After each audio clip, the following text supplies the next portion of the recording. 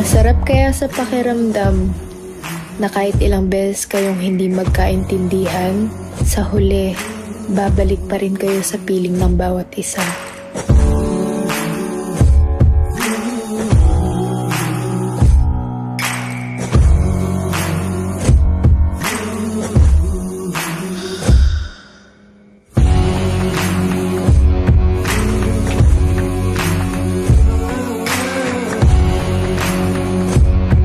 Gusto ko nga, pagka-graduate natin, magpakasal na tayong dalawa eh.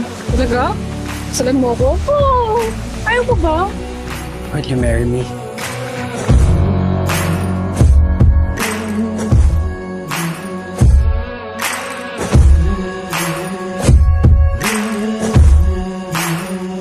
Nak? Ano, lalaki na ba gusto mo?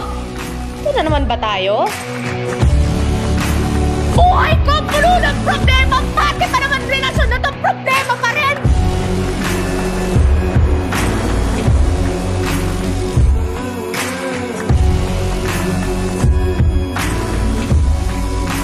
Halata namang nilalandi ka ng lalaking yon, pero hinahayaan mo lang!